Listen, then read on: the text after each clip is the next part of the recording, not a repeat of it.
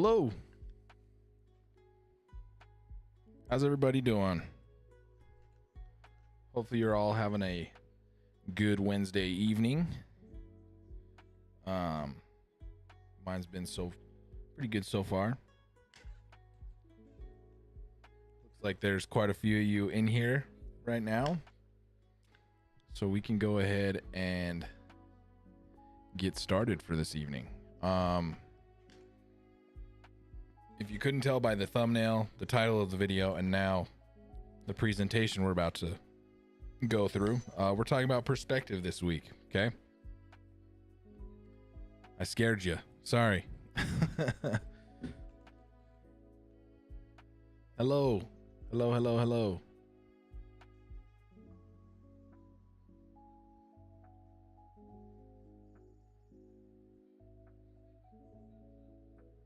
I'm glad you're all here.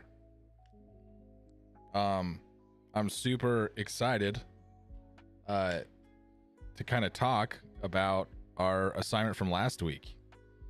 We'll wait on jumping into our slideshow that we have here, but I'd like to kind of review a couple of these that have been going up in the Discord just to kind of talk about them. There's been a lot of good stuff that has gone into the Discord from what I can tell, especially this is just quality, right? Let's see here. So I want to go back through some of these ones that people have posted. If you want to post what you've got up to this point, we'll do a little bit of a review real quick. Hello. Hello, hello, hello. Everybody jumping in. Good to see you. Okay. I just want to get through. Maybe people have seen these, maybe they haven't, but I just wanted to talk about a couple of them. Let's blow this up a little bit here. Quality thumbnail. They are really bad, but they're fun to make, so. Okay. These look great. As far as the assignment goes, you've done everything that we asked on the assignment. I like that you changed the pose. You didn't have to, but I like it. You did a pretty good job at varying your line types and line styles, which I enjoyed. I also enjoyed the difference in color, which is very nice. Yeah, these turned out really good. Exactly what I was looking for. And then these turned out pretty good as well. I really enjoy the different painting styles are nice. The only thing, I think my comment on this one was that the normal and the shiny have very similar line types. Maybe even the monochrome one kind of does too. But the painting style, I think you could kind of get away with it because the way that you painted it. Like I can tell this one's a little bit softer line. So is this one. So 1, 2, 3. I mean, the only one I might vary the line style just a little bit is on the shiny one. But these all look very great. The Squirtle Squad. Same thing here. I think I had very similar comments on this one as well. That the shiny and the original have pretty similar line typing. The rest of these are pretty distinct, right? These turn out really good.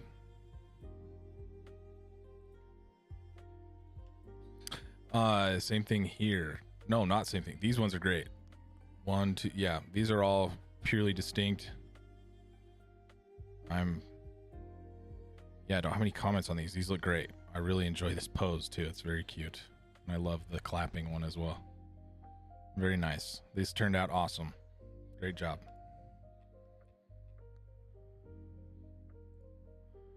I like the mud kips.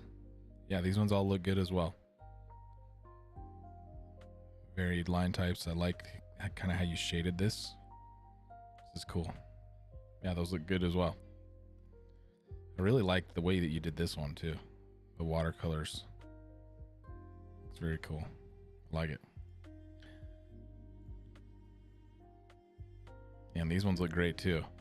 My only comment between the two, so cute. My only comment between these is that the line typing feels very similar between these two. I mean, there are some heavier lines, so I could see where the change would occur a little bit here. So I think as far as that goes, I think you're fine. You also have this kind of intense lined typing happening around it, so I would say it passes as far as a different styling. These ones all look good as well. I like it. This one's very nice. This one turned out really great. Just the kind of hard edges that you established look really good.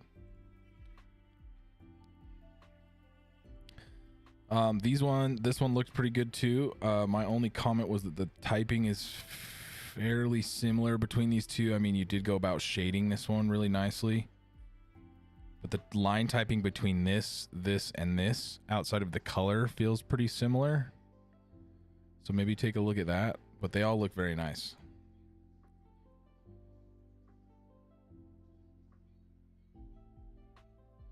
Yeah, the Cyndaquil looked great. Looked really good. Good job. I loved these. These ones turned out really nice. I love the contouring on this one. This is super cool. This turned out really nice. I like this kind of One Punch Man aura style that's happening here. This looks great. I love the polywhirls. These look really good. Very cool. These ones looked awesome too. Very distinct line styles. I like it. This one looks great. So did this one. I really enjoyed this. I like the kind of technique you used here where you didn't color in the lines, but it fits the style that you've done here. It looks nice. Very distinct brushes on each one of these, which is cool. Turned out nice. Very nice. Sweet. Bunch of people are posting them in here. Cool. Let's go through a couple more of these. Yeah, these look great. Just from the top of my... Yeah. I like it. The totodials look good. I like it. Very nice. I do see enough variation. I think you turned on like an opacity here. Maybe between these two line types, they're kind of similar. But I think you could pass. This is very cool. This is very cool. I really like this, what you did with this here. And the rest of them look awesome too. Great job. I like the pixel art. Very cool. That turned out great.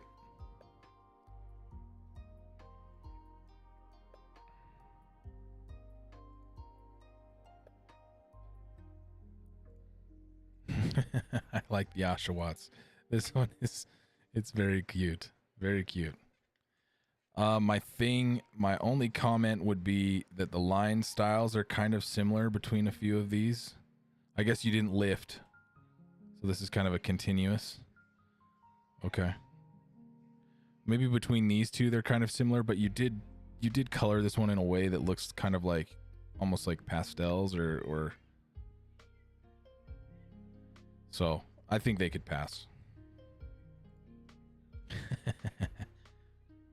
I like it.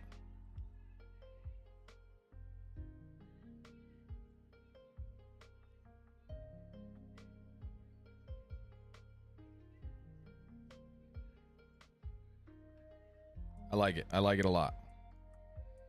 And don't take these as like I'm bashing. I'm just giving critique, right? The three that are here look really solid. This is, yeah, these look really great. I can't wait to see the other three that you do.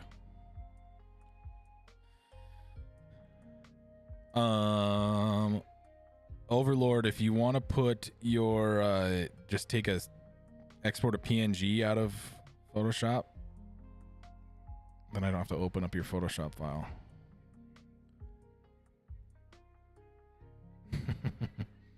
Yeah, these look great. Good job. I really like this. I really like the painterly ones. I don't know what it is about them. I think they all turned out really nice, and this is cool. This Mifa's cool. And I love these. These turned out really nice. I like the marker style and the little, these turned out really great. The painterly ones always end up looking really cool though. Like I love this. This looks great.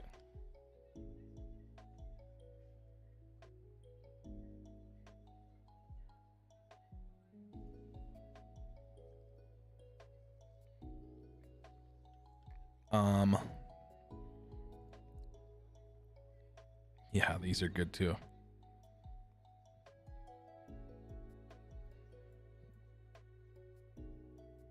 Sketchy marker. Yeah, these all look awesome. Great job on these. I love the pose. Yeah, I can't wait to see the other two that you do there. Got a knocked owl. Yeah, it's something about these painterly ones that turn out looking really cool. These look good.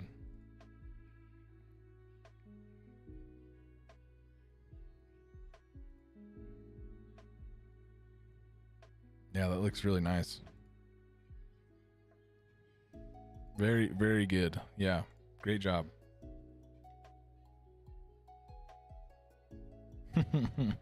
Yeah, they turned out, all of these turned out great. I'm super happy with what I'm seeing.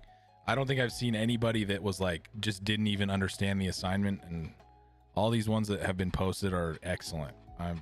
Despite the couple like comments I gave back, just to vary your style a little bit more, but very good. Yeah, these turned out well too.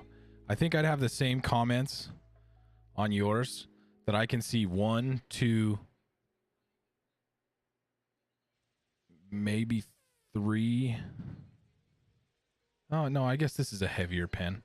Yeah, 1, 2, 3, 4.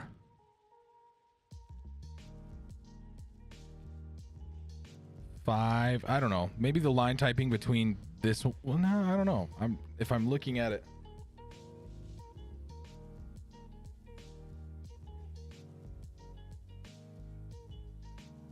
Kind of close between these two, but probably fine. These ones I can see kind of a distinct change between them. But again, it's these cool painterly ones. I just love this.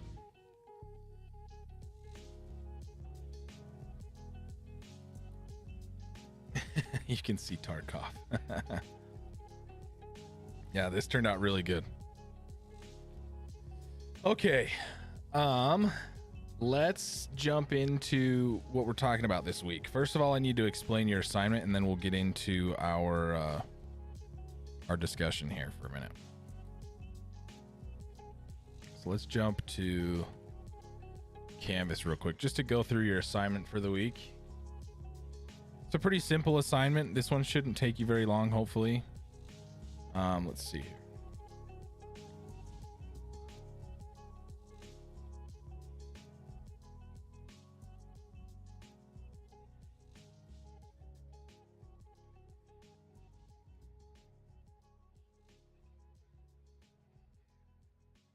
Let's jump to 1050.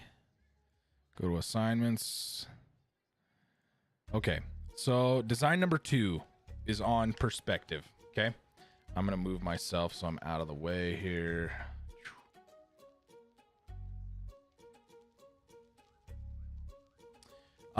So perspective. Okay, the idea basically behind this assignment, right, is I want you to get practice drawing in perspective. We kind of drew some line art characters with the last assignment, but really what I want you to do is get experience drawing in these different types of perspective, right? So we're going to talk about single point, 2 point, and 3 point perspective. Okay,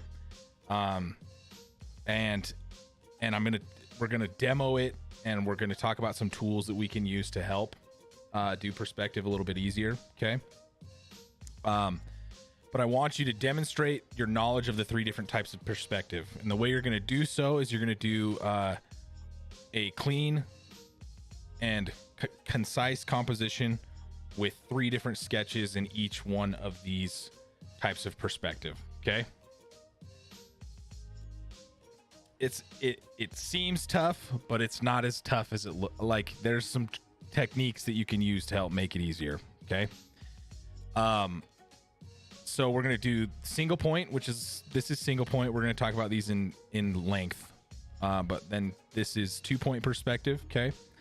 And then you've got 3-point perspective here at the bottom.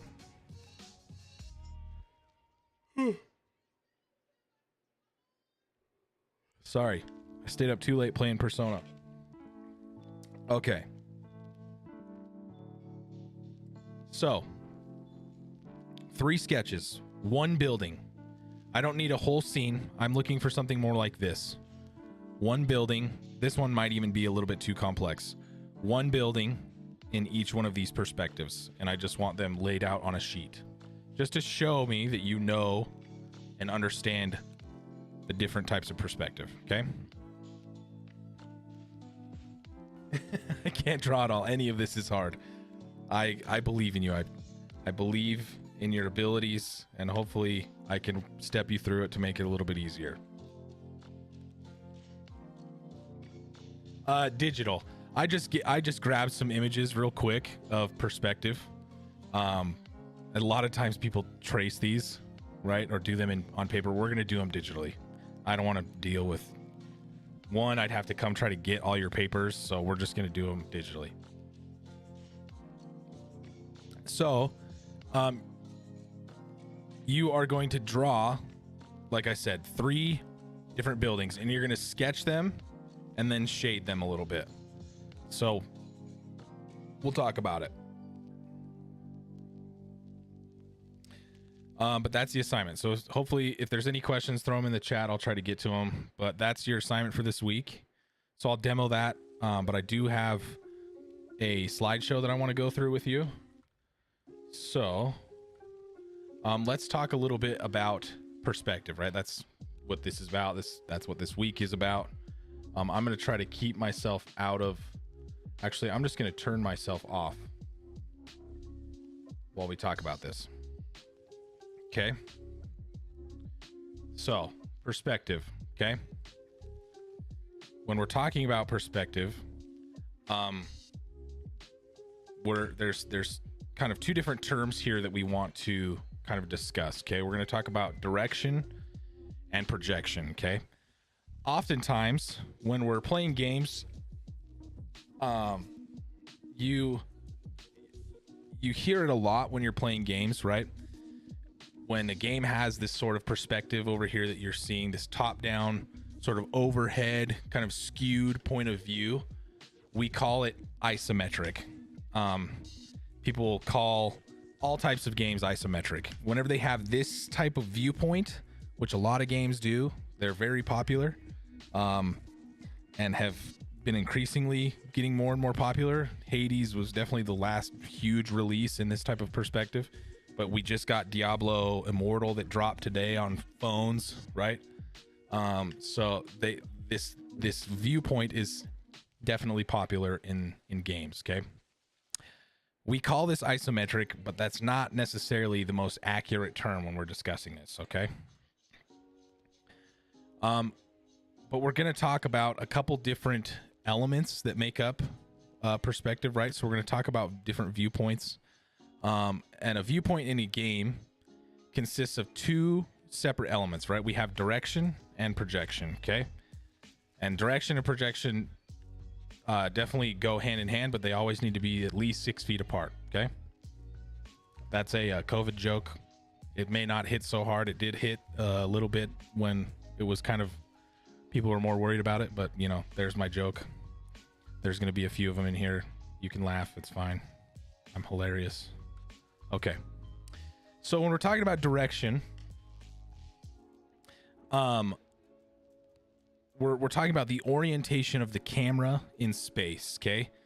So the angle and direction that the camera is looking, right? The angle that that camera is looking at the game from, okay? It can be static, but it will also, it can also change, right? Or it may be player controlled, like in God of War. But in games like this, where you've got Ollie Ollie, where it's just kind of a side view, right?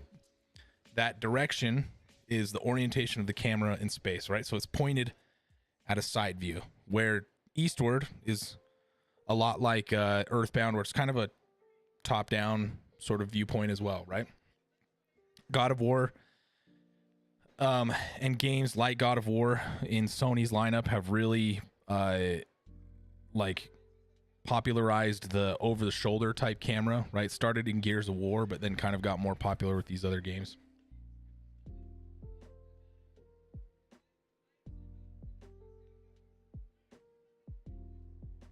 So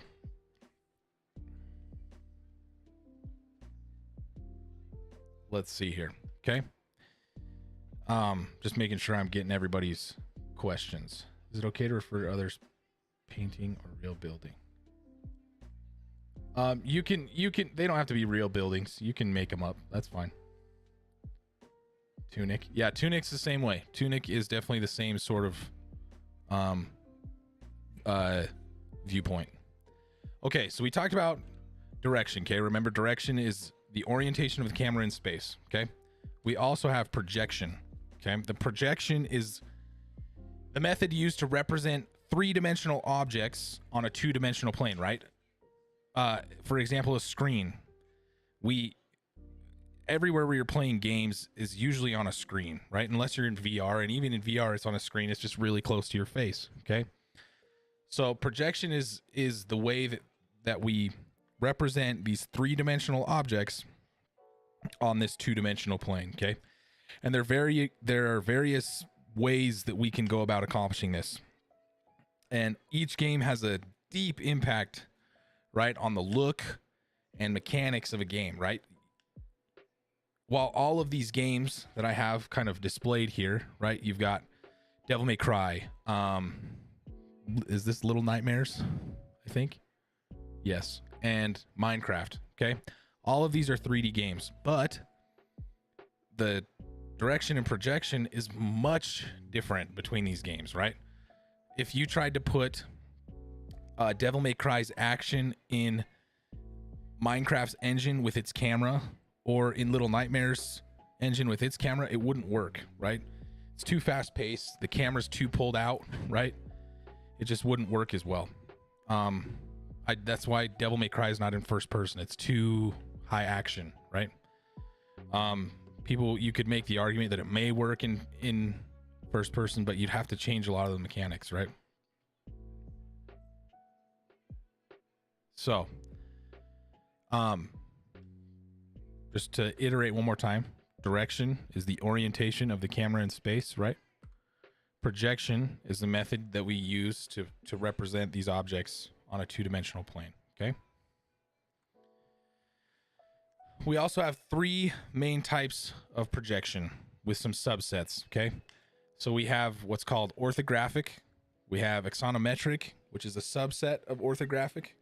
And within that axonometric, we have three different types. We have isometric, dimetric, and trimetric. We also have obliques, and a subset of that is cabinet projection. Not to get confused with Arnold's nice obliques, right? But we have oblique projection. And then we have perspective, okay? So, let's take a look at these and do a little bit deeper dive into some of these, okay? So, when we're talking about orthographic projection, orthographic projection relies on a lack of perspective, okay, and a consistent relationship between its axes. What this means is that the objects don't get smaller as they get closer to the horizon, because there isn't really a horizon, okay? And we'll learn more about horizon lines here in a little bit. The ratios with which the axes X, Y, and Z are foreshortened and rotated are consistent across the board, okay? So orthographic projection, if something gets closer to the horizon, it's not going to get smaller. In other types of projection, it might, okay? But they stay consistent all the time. These three, the distances or the ratios between these axes, okay? That's orthographic projection.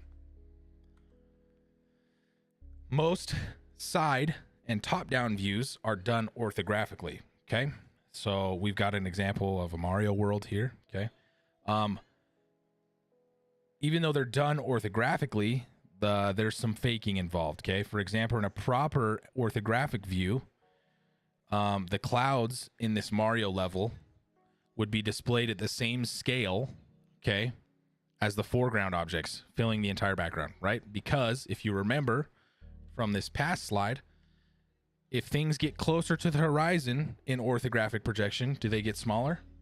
No, they don't, right? So in a side view Mario game like this, even though it's done orthographically, it's faked a little bit because these clouds are kind of foreshortening towards the horizon, even though this orthographic view doesn't necessarily have that, right? So they've faked it for a little bit. Okay. Orthographic is good for tile sets, right? Because they're flat, right? Easy to tile things when they're all kind of flat.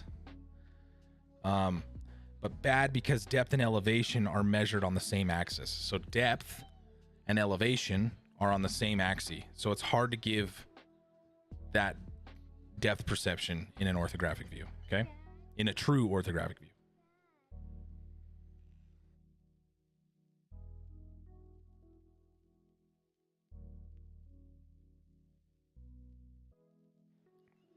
Okay, so it could be argued, right, that a top-down view is 3D, but its height, y-axis, and depth, which is the z-axis, occupy the same space. So this type of view also fails to fully display three sides of a box, which can be easily accomplished by rotating the camera to the side and creating an axonomic projection, which we're just about to talk about, okay? This person never argues anything, I promise. So when we're talking about axonomic projection, there are three basic types of axonomic projection, okay? The easiest way to tell them apart is to draw a circle around the corner of a cube where the three axes meet, okay? This will give us the three angles between the axes, which in turn can be used to identify the projection type. Axonomic projections is not how a human eye functions, okay? Which is why using it presents a few issues. Namely, the depth and elevation of a landscape can kind of blend together, okay? Not the Karen cut. So, axonomic projection, right? Our eyes don't necessarily work like this. The depth and elevation can kind of blend together, right? If you look at this, they're sort of in the same plane, right? So, still, any rough edges can be smoothed over. Art and level design can prevent architecture from wrapping around on itself. And in the end, the result can often be pretty intuitive, okay? Here's an overview of three types of axonomic projection, okay? So, we have the first one, which is isometric projection. So in an isometric view, the scale of all three dimensions, x, y, and z, is identical, okay? And the angle between each axis is 120 degrees. So anywhere you take these angles, right, 120 degrees, okay? A cube projected isometrically will retain its proportions, meaning that its width, height, and length will be of identical size. Also, all three faces of the cube will contain the same surface area, right? So this side of the cube, this side of the cube, this side of the cube all contain the same surface area, okay? Isometric projection. Dimetric projection, okay, is very similar to isometric, except it's a bit more loose with its restrictions. Only two of those axes must be proportionally foreshortened and result in an identical angle, okay? Doesn't really matter what the value of this angle is, while the third one is simply based on the remainder, okay? This is the projection type that's most often used in video games and in pixel art, okay? So if you look at these, right, only two, this is an isometric projection, right? We just talked about isometric, okay? But in dimetric, you know, these, only two of these angles need to be identical, okay? And the last one is just filling in the gaps. So if you look here, you can kind of tell on some of these objects in this room where those angles are, and then they just filled it in, okay? Same thing with Xenogears here. Similar, very similar style here to Final Fantasy Tactics, okay? You'll see this used a lot. And then you have a trimetric view, which retains the sense of symmetry found in isometric and dimetric projections, but it's a bit more stylized, right? They take that angle and offset it, okay? The angles between all three axes are different and result each axis, and as a result, each axis is also foreshortened by a different amount. This results in a pretty distinct look that has a clear angular bias. For example, like buildings pointing up and left will look quite a bit different from a building pointing up and right, even if the two structures are identical, okay? You could tell that a building pointing up and left in this sort of projection would definitely look very different from a building pointing up and right. It's just the way that they have this sort of off kilter from these other two, right? As an interesting side note, all orthographic projections follow a strict set of rules, making them very easy to do in 3D games, okay? Provided the camera is locked at a specific angle, right?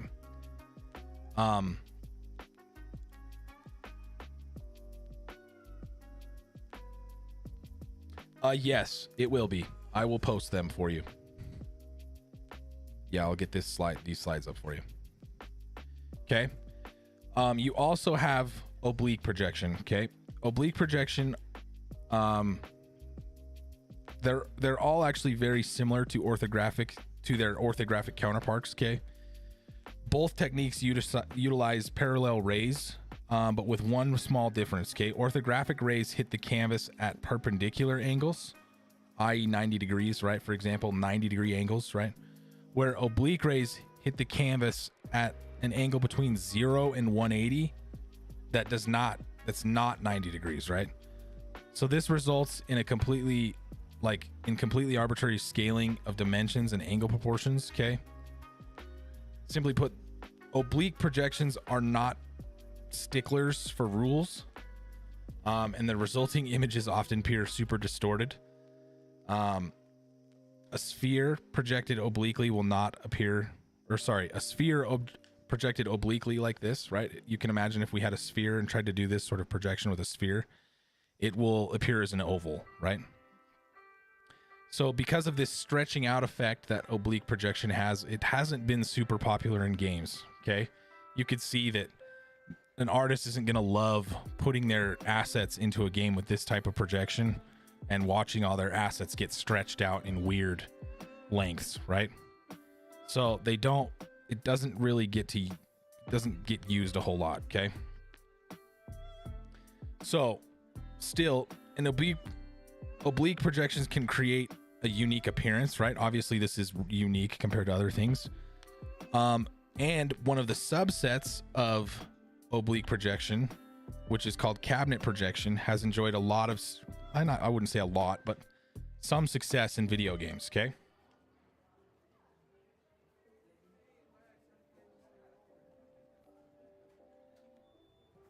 So, do you guys have any guesses at what, I guess, cabinet projection, okay? The game that's super popular that uses cabinet projection is Earthbound, okay? So when we're talking about cabinet projection first relies on drawing one side of an object, right? As if you were looking directly at it. So, for an example, the front of this building. We drew the front of this building as if we were looking directly at it, okay? And then, there's no scaling, there's no rotation on this. And then once that full side is rendered, the two other sides, okay, are extended away from it in any direction. Usually it's at a 45, okay? 45 like this. The lengths of these sides are also cut in half, okay? So in oblique projection, they just kind of got stretched, but with cabinet projection, they get cut in half, right? So boom, it's slicing it off right here. Okay. And they are cut in half to help simulate a sense of depth, right? So that first side gets rendered here, right? And then these sides are coming off and getting cut at a 40, like coming off at a 45 and then getting capped to kind of stop that stretching from happening, but it still provides that depth, right? You can see it here on this fence, the mailbox, these cars, the front of this bus, right?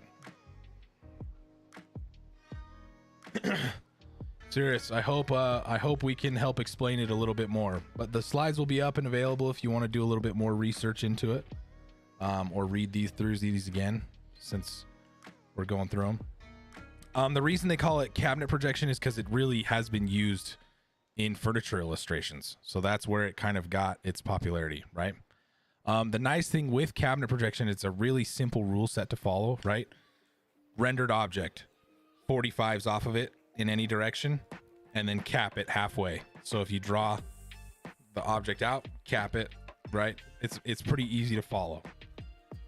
So that's why it got used a lot in furniture illustration, right? For doing cabinet drawings, for doing, you know, scaled drawings that they build off of. And it's super charming in Earthbound, and there's other games that have used it a little bit. I had a picture of one earlier. Eastward kind of adopted it a little bit, but not too much. They use more of a top-down, like Link to the Past. But here we go. Okay. And then the last type of projection we have is perspective projection. Okay. Unlike the other two projection types, perspective projection relies on the concept of a focal point. Okay. And we'll talk about focal points in a minute, right? Focal point is where the camera sort of disappears off into the distance, right? You have two focal points in this image here. The camera's angle and position don't really matter, as the entire scene kind of recedes out into the distance, or the horizon when you're looking straight out. The Earth's core in a bird's eye view, right? So this is how actual cameras work in the real world, right? You can't just focus all the way out a billion miles away, right? So in turn,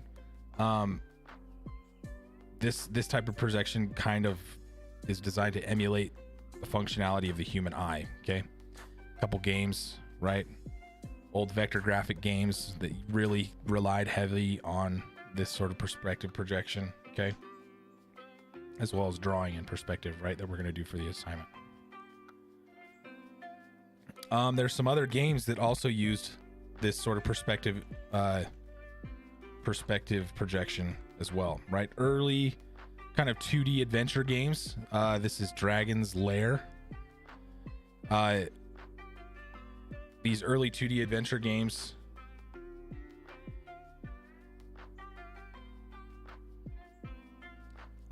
capped halfway. So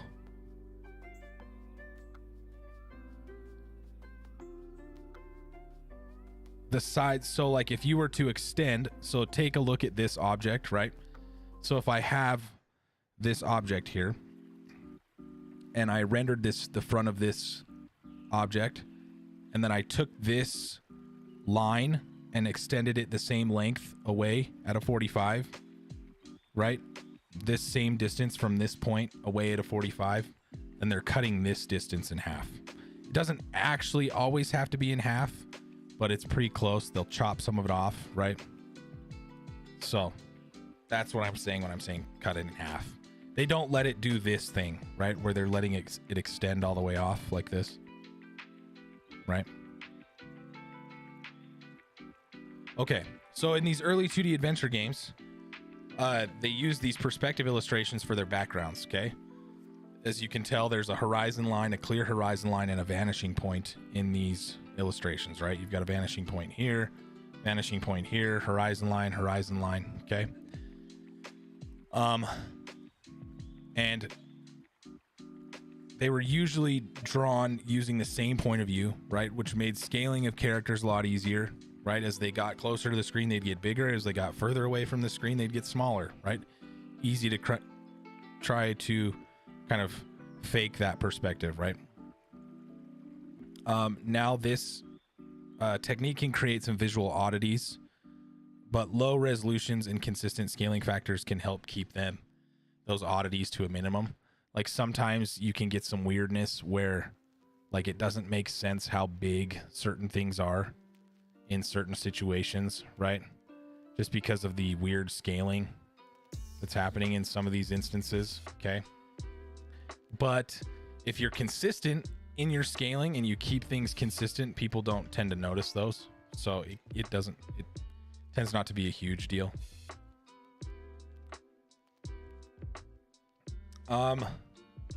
So although all 3D games use some type of projection, right? Shoehorning 2D games into these definitions is a bit trickier.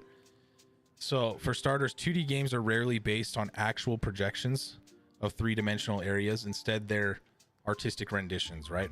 And as such, they're subject to artistic interpretation. Artists don't like to follow the rules sometimes, right? Bird's eye view games tend to fake perspective, especially on characters, right? Because it doesn't make sense, right? To add detail and personality, right? If you were to kind of put Link in the same perspective as some of these other objects, you'd only see the top of his head, right? And not so much of the side of him. There's some weird perspective things happening in this room too. It looks like Cloud could fall off the side of this mountain, but technically he's on a flat platform. So there's some weird perspective things that happen here and some perspective breaking things that happen in 2D games. Okay. Or 3D games being projected onto 2D backgrounds.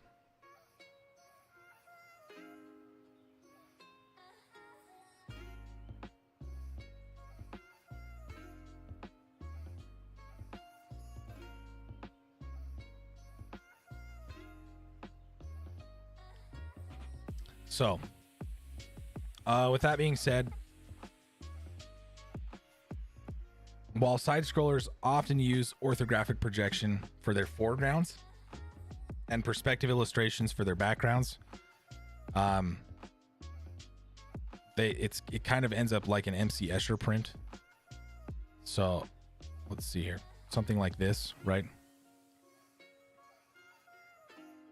So this kind of thing can happen. People have even used this type of projection in games before. There's an iPhone game that's like a puzzle game. I can't remember the exact name of it. I'd have to remember it. Maybe one of you know. But it's been used. Earthworm Jim, Final Fantasy VII, and A Link to the Past all combined in twisted projection types and views. Okay. Obviously, there's some weirdness happening in this image. Even though this game's timeless, there's some oddities with the camera and angles. Sometimes you have a hard time interpreting where you're supposed to walk because it doesn't make sense in your brain, right? We already kind of talked about Link. Link's at a weird angle here if you were to really think about it, right? Because you're viewing some of these things like from such a top-down view. Link should be a little bit tilted more towards the camera, but because they want to give him character and personality, they kind of break the rules for him. Monument Valley. Yes, that's what it is. Okay. And that's the end. Okay. If that went over your head a little bit, that's okay. We'll start talking about perspective a little bit as we go over the 3 different types and talk about your assignment. Okay. You can also review those slides. I will put them up on the Canvas page or up on the Discord. I will post them for you there. Okay. But let's jump into talking about actually what you're going to be doing for your assignment this week. Okay. What I want you to take a look at is 1-point perspective, 2-point perspective, and 3-point perspective. So we need to talk about horizon lines, and vanishing points, okay? So when we're talking about perspective and talking about horizon line is anywhere on your screen where you decide that horizon line to be, right? Your horizon could be up here, your horizon could be down here, right? It's just a line at which you know at this point things get further away, and as you get closer to that line or further away from that line, things get closer to you. As you get closer to that line, things get further away. So that further away point could be up here. That further away point could be right here. Technically, it might be a little bit tough to draw something with that close, but you could do it. Yes, yeah, you're going to do it in Photoshop. Yep. And then we need to talk about vanishing points, okay? So on this horizon line, let's add a layer. So we have our horizon line, okay? Along this horizon line, we can have what's called vanishing points, right? And anywhere you have a vanishing point is where all your objects kind of converge to, right? So that vanishing point can be here. That vanishing point could be here. It could be here. It could be here, okay? But when you're drawing in one point perspective, it means you only have, or single point perspective means you only have one vanishing point, okay? So if I'm going to draw a cube in single point perspective, right? I can choose anywhere along the horizon line, right? I've created my horizon line. And depending on where that horizon line is, it also can affect where you place your object on this can depend on how that object looks, right? So we'll draw a couple cubes in one point perspective just to give you an idea, okay? So let's just say our vanishing point is right here in the center, okay?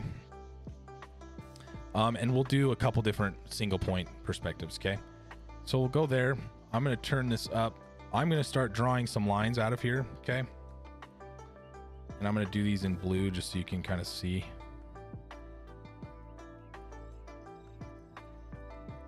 So if I'm going to draw a cube, I first need to, in single point perspective, I'm going to draw, you know, the front of my cube, okay? So if I can come here and just do something like this.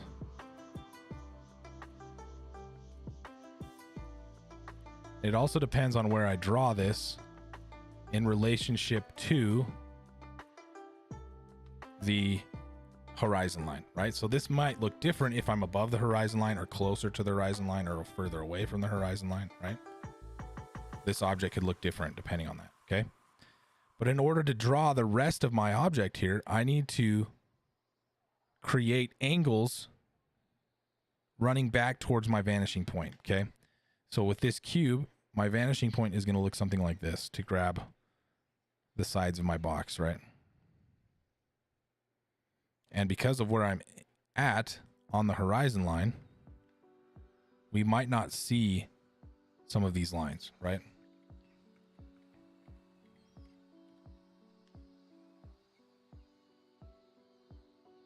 No, that's a great question. So I haven't talked about it yet, but if you hold shift while you're drawing, it'll draw a straight line. So just hold shift. You'll see I'm holding shift. It will pop up. And when you draw, it'll draw a straight line. Even if you're shaky, right? It'll draw a straight line for you. Locks it orthographically. And then to do these straight lines where I'm at an angle, I'm just tapping, okay? Holding shift and then tapping the next spot, and it'll draw a straight line for me.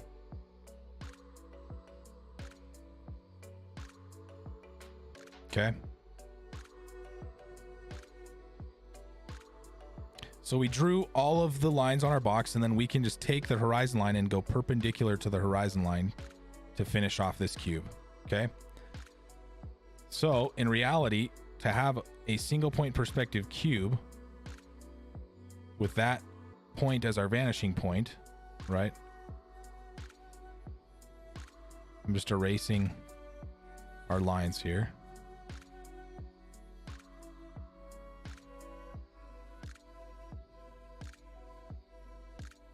There's our cube with our vanishing point right there, okay? And it depends on where I place this cube, right? Let's say I want to place it here.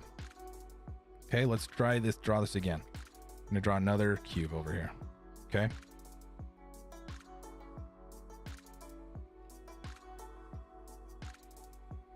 Okay. My vanishing point is still in the same spot. So if I want to close off this cube and finish this cube, I'm going to create my lines for this cube by going towards my vanishing point. And then to cap off or create a cutoff point for this, I'm going to draw perpendicular to the edge of the paper and perpendicular to the horizon line. Okay.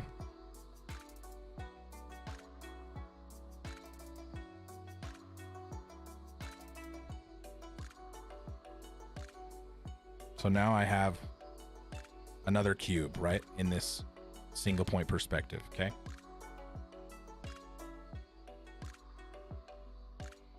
Mind blown. That's good. Okay. So again, that perspective is going to change, right? It's the same deal. That perspective is going to change wherever we place this cube in space, right? So this could drastically change depending on your placement and depending on where your horizon line is and where your vanishing point is, right? So if I have another cube here,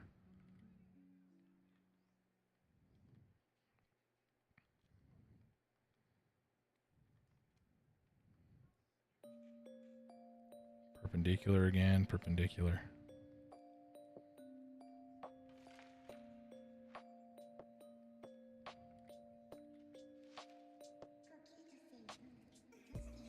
So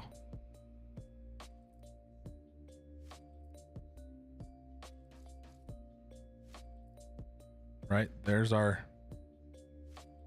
other cube in single point. Okay. And like I said, depending on where you place that cube, it's going to change how that cube looks, as well as your placement in space, right? If you're below the horizon line, if you are below this horizon line, you can imagine that you're going to be able to see the top of these cubes, right? If you've never done perspective drawing before, I can see the tops of them. I'm below the horizon line, right? If I'm drawing something above the horizon line, it's going to be opposite of that, right? So let's draw a cube up here. Again, remember, this is just single point perspective. So we're there. Again, if I'm going back towards the vanishing point,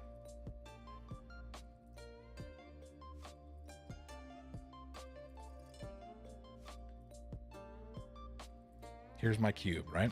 And then I can cap it off by running perpendicular to the edge of my paper and perpendicular to the horizon line, right?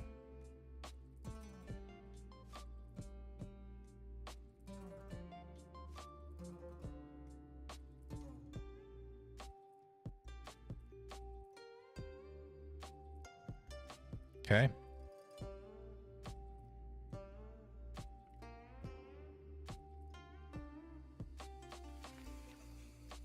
Shortcut for the line. Yes, if you tap and then hold shift and tap, that will draw a line for you.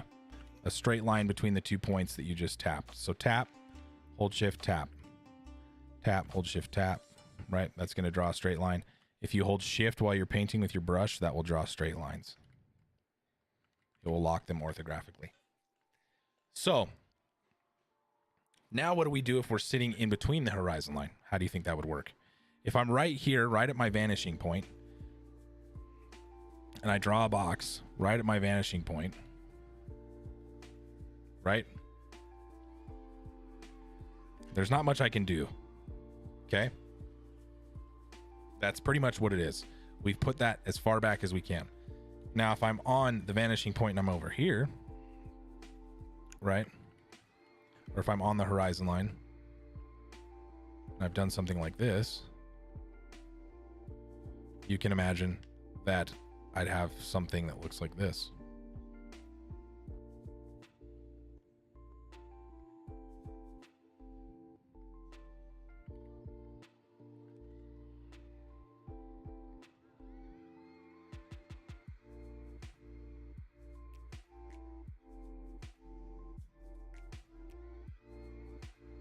Okay. So all of these cubes are in single point perspective right now. Okay.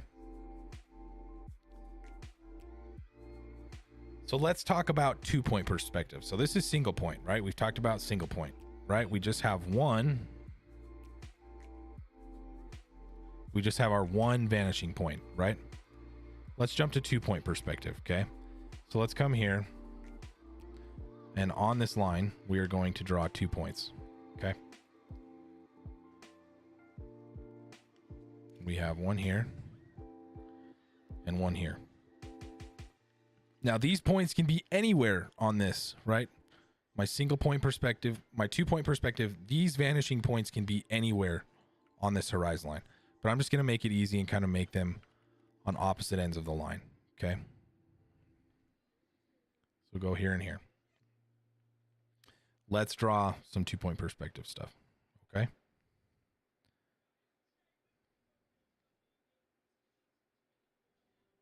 So in 2-point perspective, if I'm drawing a cube, okay, I can't just do this, right, and draw the front of my object, because I can't, right? I can't do that.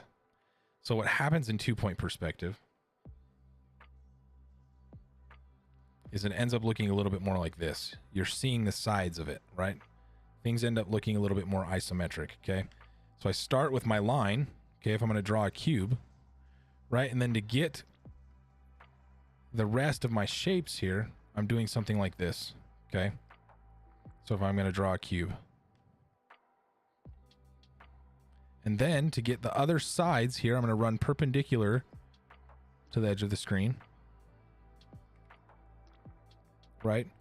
And then to finish off, I'm going to take the opposite side to the opposite vanishing point. Okay? And now I've ended up with a cube in 2-point perspective. Okay?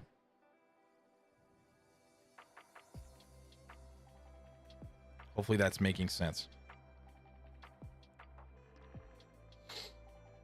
The same applies to non-quadrilateral shapes. Yes. So if I were drawing, like, if we go back to single point perspective, if you were doing,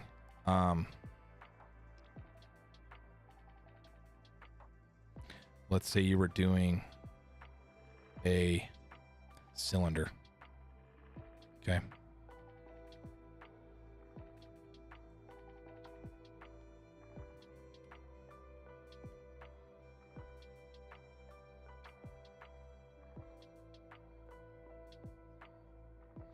Say you were doing a cylinder. You're going to get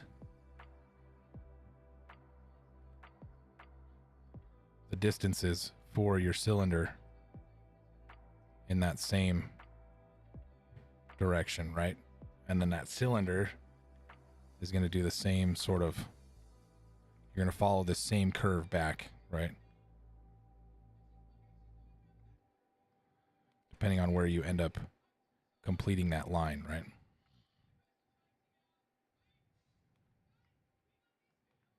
Something like that, and probably something like this, right?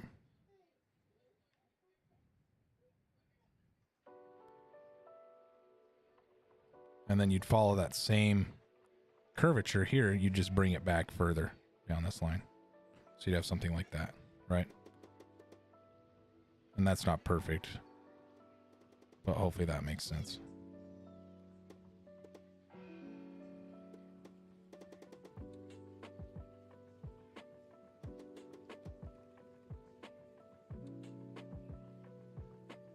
So the same thought process applies for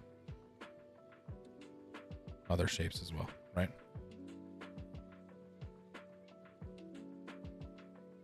All this time, it was so simple. Hopefully that answers your question, but yes, it applies to not just boxes, right? Boxes are just easy to draw and easy to show, right? Okay, so in our 2-point drawing, right, we drew a box here. Again, this can apply to anywhere on this. Like if I draw this same box here,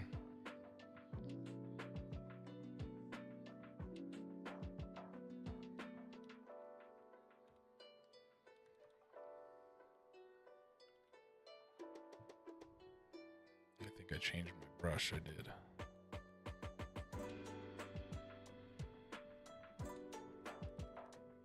So if we're here, right?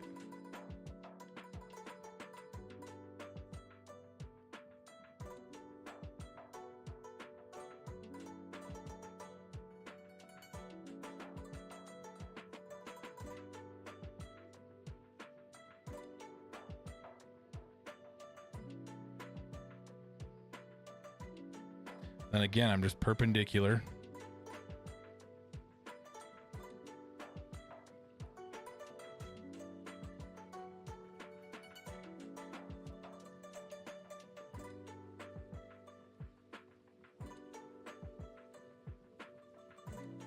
Okay.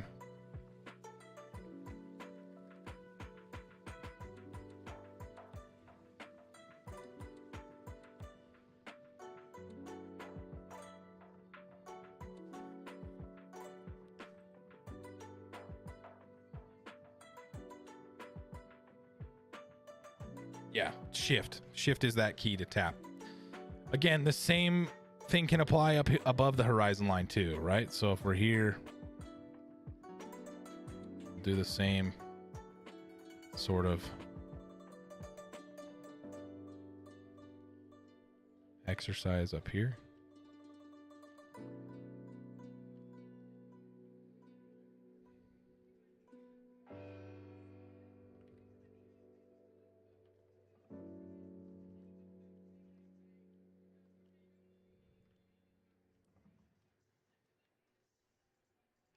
Right?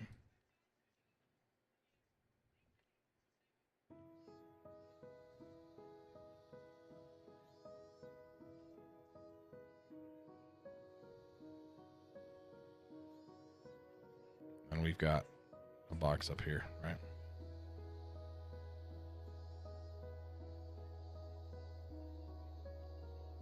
Okay.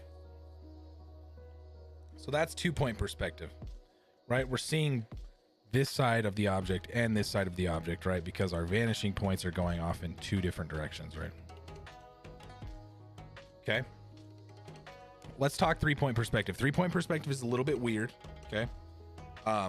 So what happens is it's very similar, okay, to a 1-point perspective. Or sorry, not a 1-point. It's similar to a 2-point perspective. However, you have one more vanishing point that lies in the y-axis, okay? So, and that can be off of the screen, right? So let's switch up our horizon line a little bit here.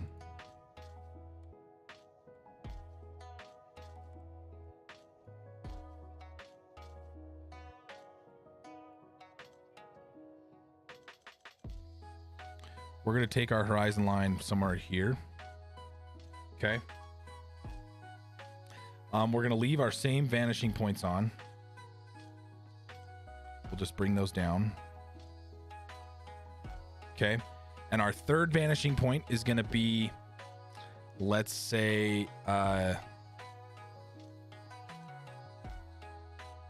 here above the screen. Okay. So we'll say it's, we'll just draw a invisible line somewhere up here, okay? Or just for purposes, we'll just draw another red dot here just to kind of help us remember that we're looking up here somewhere, okay? So if we're drawing a building in 3-point perspective, it's pretty similar, okay? So if we start with something that's below the horizon line or above the horizon line, it's going to work similar, okay? So if I start drawing, let's draw like a building or something, okay? Or just a tall box. So if I go here, okay, I'm going to do this similar thing where I'm grabbing my defining edges for the bottom of my object, right? I'm below the horizon line. I'm grabbing my objects here, okay? And I'll still grab the top of my, so let's say my building's here, okay? We'll just say the vanishing point is up here. That's fine. So I'm still going to cap the building off at these 2 points, right? But when it comes to my lines here, instead of being perpendicular, okay, I am going to come at an angle towards my object, okay?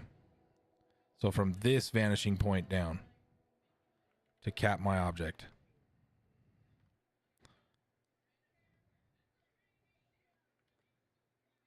So wherever that vanishing point is.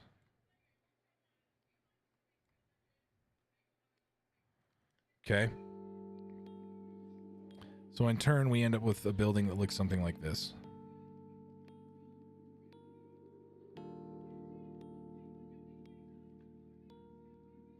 Okay. It ends up being a little bit more stylized, right? You kind of get this sort of spread out look, right? A little bit more stylized in this sense. Okay. Now, if the object is above the horizon line, depending on where you place this object, it's just going to make it look a little bit different, right? As far as this goes, your bottom lines and your top lines go, right? So if we were to push this down, or let's say we push our horizon line up and we put our vanishing point down, okay? So let's do the same operation here, but instead let's move our horizon line and vanishing points up.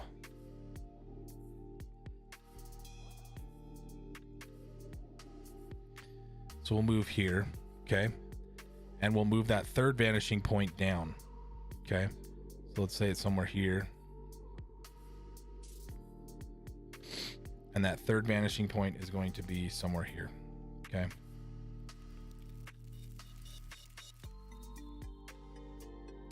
So if we're drawing a building in this sense, right?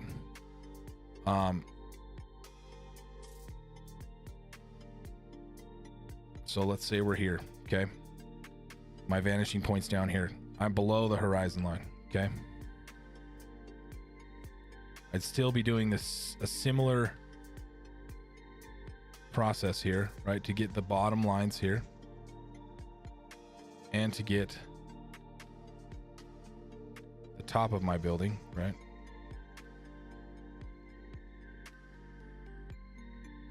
But instead of doing that, now, again, to get the other sides of my building, I need to come to this vanishing point.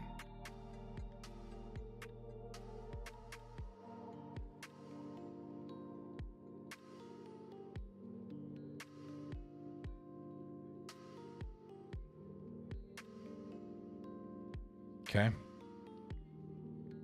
And then to cap it off, I'll just close with this. Okay.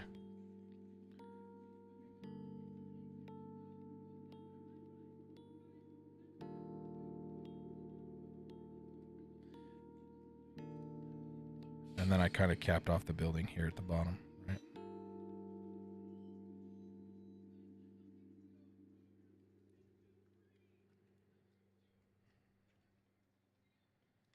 So you, like I said, you end up with this very stylized look when doing this 3-point perspective, right? It's very much a fisheye. You can imagine it almost as like a fisheye lens, right? It's a very drastic fisheye lens, right? So this is 3-point, okay? So what I want you to do is just demonstrate to me that you understand all three of these, right? And so I'm going to do this real quick. I'm just going to sketch a couple of buildings in, I'll do a 1-point building, a 2-point building, and a 3-point building. And we'll just go from there. Okay, and I'll just draw kind of simple structures. And then all I want you to do is just kind of define them a little bit and throw a little bit of shading on there. It doesn't have to be crazy. Okay, just pick a light source and shade them, make them look a little bit nice. Okay. So what I'm going to do is do a new assignment here.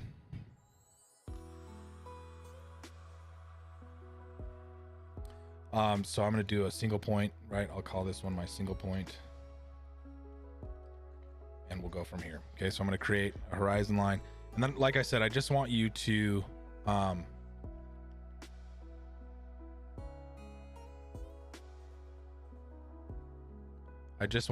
create a nice composition out of these, okay? So let's go, kind of draw in like a,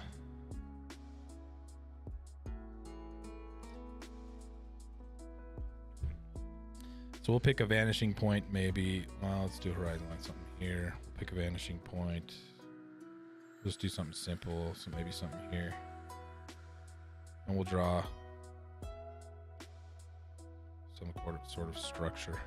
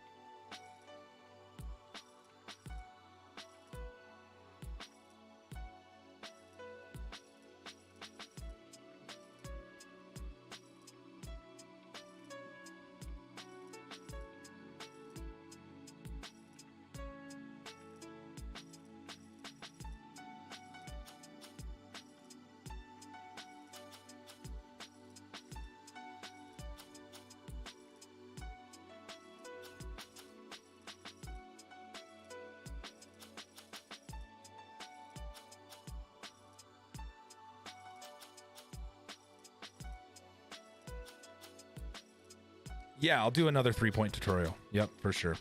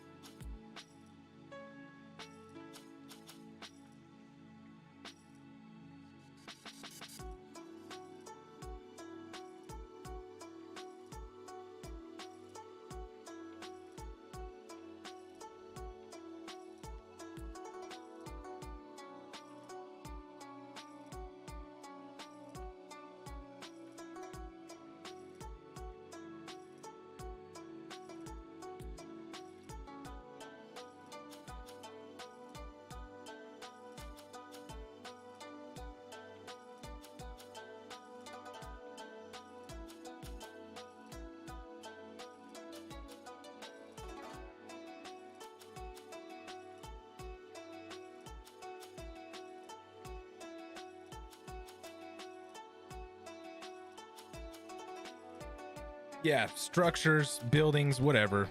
Just something, you know, they don't have to be like real life buildings, but if you draw some sort of structure, right?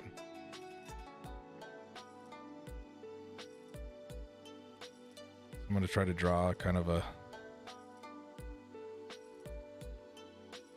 awning piece that wraps around this.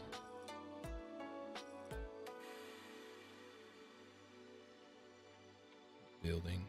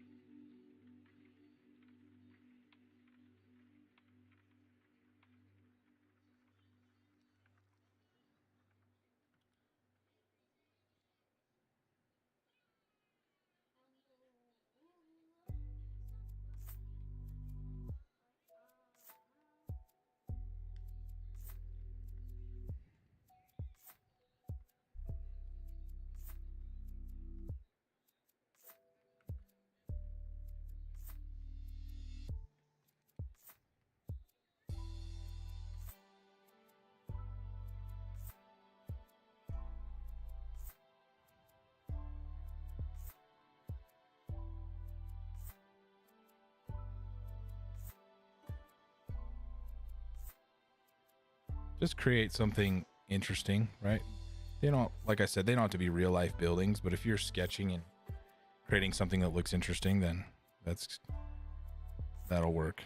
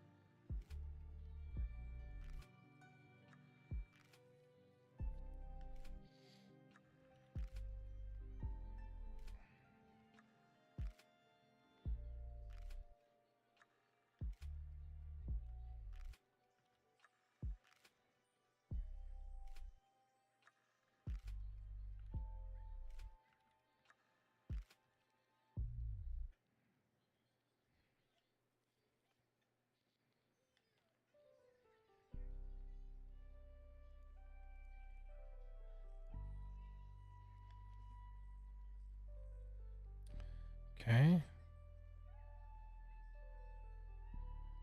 Just kind of building these little structures out of here.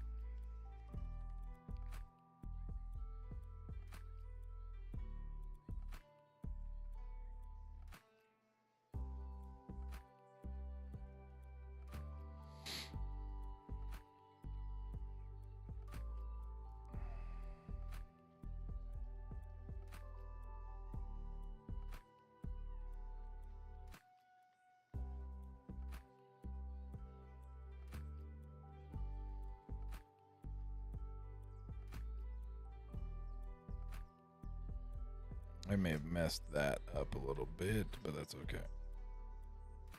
We can fix it. Because we are going to see the underside of this piece here.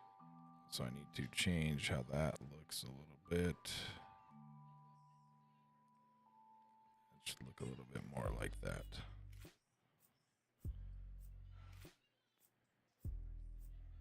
Except for this.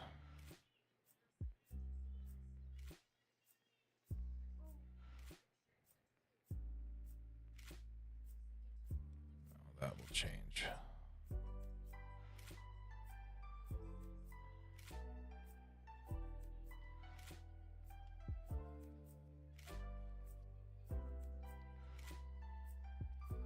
This will go to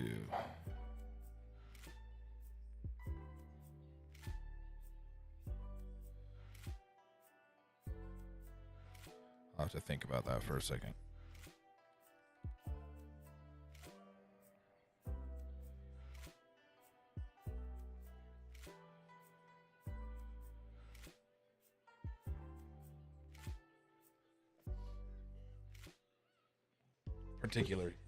Particularly complex. That's okay. As long as you can get something in there that resembles a building, right?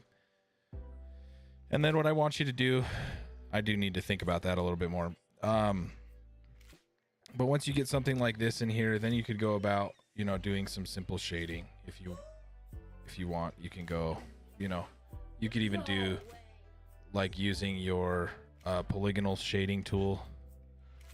Like you could go in here and go like this.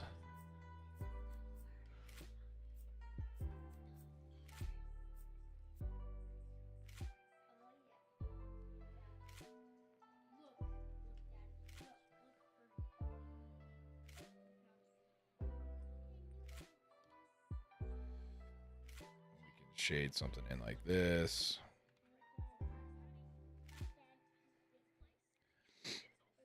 Just kind of pick where your light source is coming from.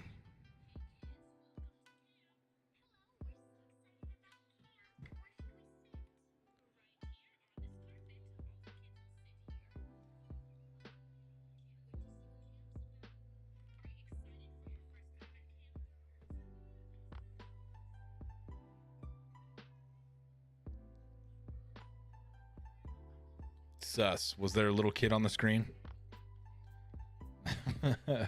I couldn't see.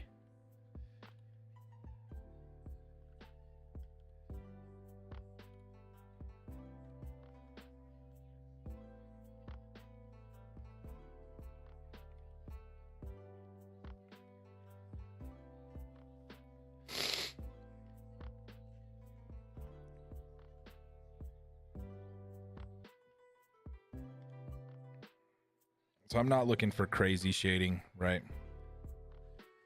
But if you can give me just a little bit to give me some idea of what you're doing, right? Somebody wanted me to do a 3-point perspective again. So let's do that real quick.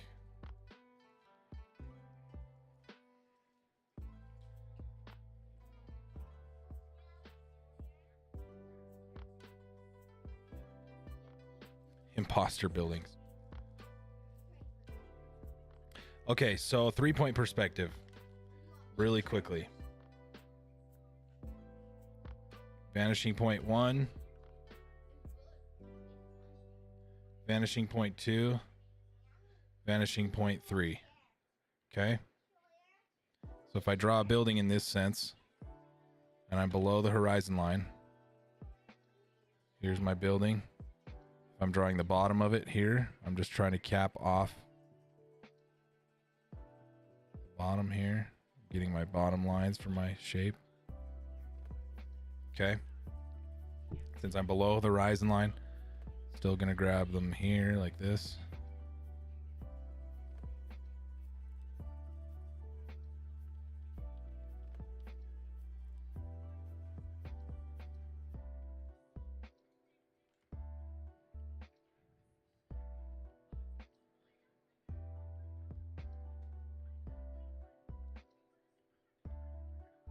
Okay.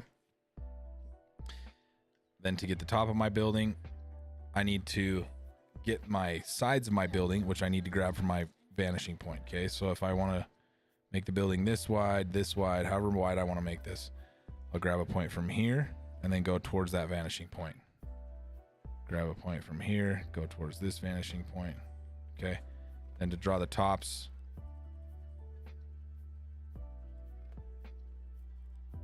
just capping it off here.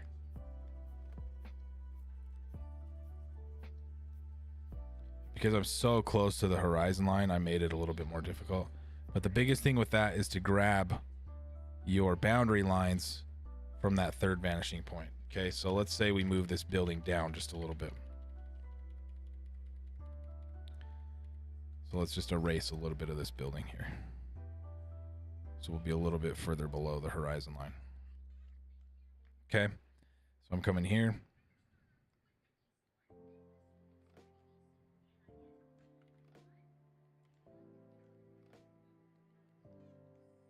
Okay, then to get the top or the sides of my building, I need to come to this vanishing point.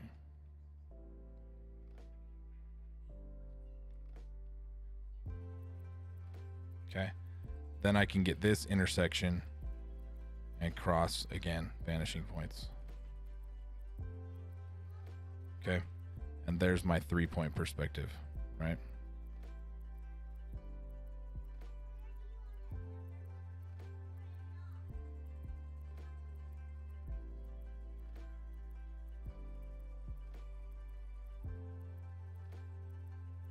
Okay.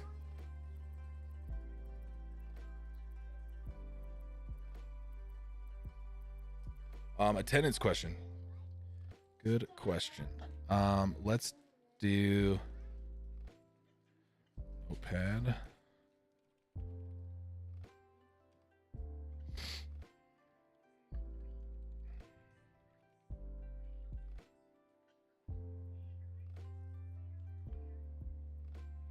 Or I guess answer is, let's do oblique. Okay. That's going to be your answer today.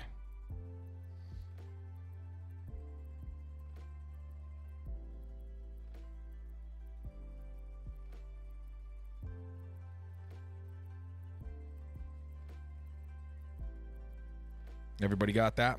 Oblique.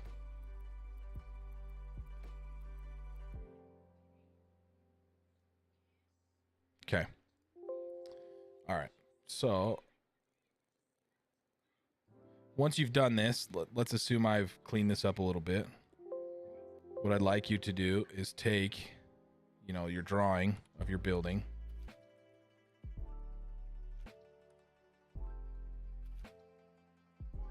I don't need the horizon line and all these lines on it.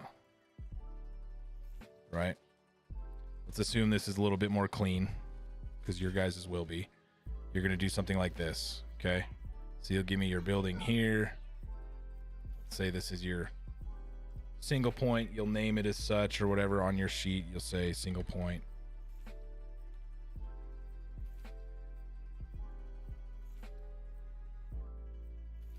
Then you'll give me another one, right? You'll give me a 2-point where you've got a building that you're working on that's in 2-point perspective.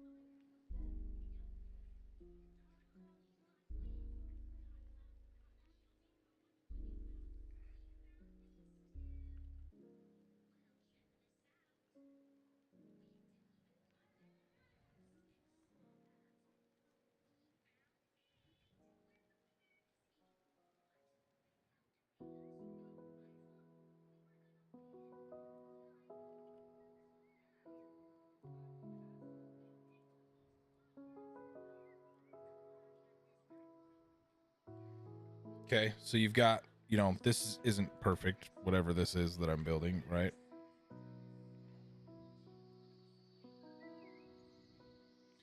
But you'll have your 2-point perspective that you're working on as well. Okay, and then you'll take this one.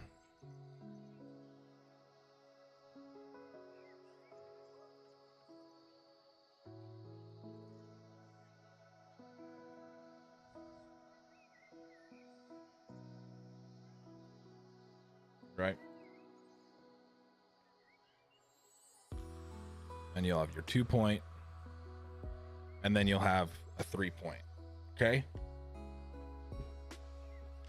So this is what I'm looking for, just a composition with 3 different kind of illustrations, sketches, a little bit of shading on them in all the different perspectives. Okay? Be a little creative, create something cool to look at, right? Take some risks with your shapes and things. It's okay to make mistakes. There's definitely some spots. Perspective can be a little tough, right? Like this angle up here, I have to kind of rethink because I was trying to build the same sort of like offshoot on this. This one might not even be perfect either. I may need to rethink how this works, because I should be able to see the top of this piece here, so I might need to rethink how that actually looks. But yeah, so it's okay to make a couple mistakes, just correct them and think about how that would work. Think about how it works with your vanishing point. That's the exercise. Even I'm not perfect at perspective, right? 2D is not like my wheelhouse. I can do it, right? I can paint, I can do this stuff. My wheelhouse is in 3D, where perspective is already kind of done for me, right? But that's okay. It's a good practice for everybody to just work on building things in these different types of perspective views, right? So,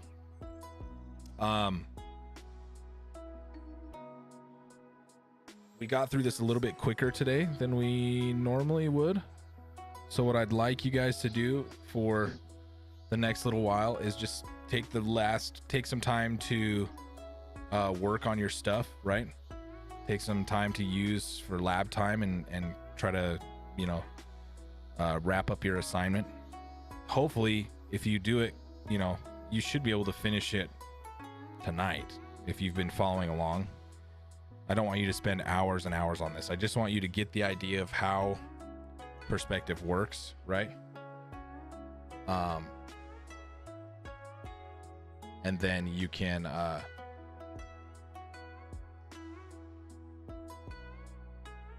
there I am. Okay. And then you can kind of work from there, okay?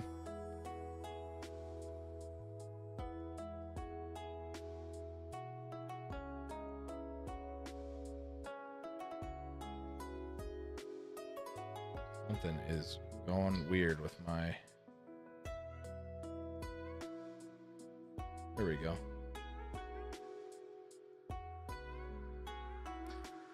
Yeah. So I'll let you guys go. I mean, I could sit here and sketch buildings for an hour, but I don't know if I want to make you guys sit and watch that for an hour, since we've already been going for an hour and 45 minutes. So, what you can do is, like I said, take the rest of the time to use it as lab time and keep working.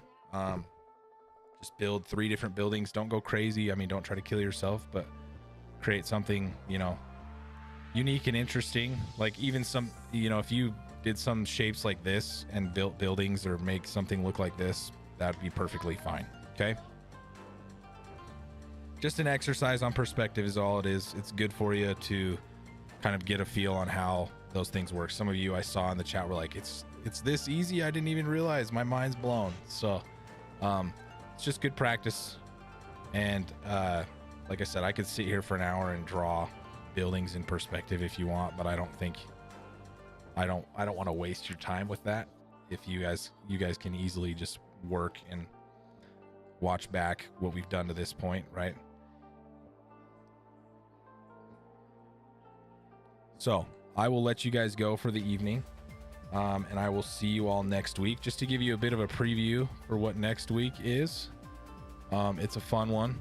We're gonna work on tileable texture, pixel art tileable textures. Okay, so that should be a good time. This is a really fun assignment, super helpful to learn how tileable textures work. It's something that you'll be able to use pretty frequently throughout your 3D art career or even 2D art career. If you know how to build tile sets, that's a huge benefit. Okay.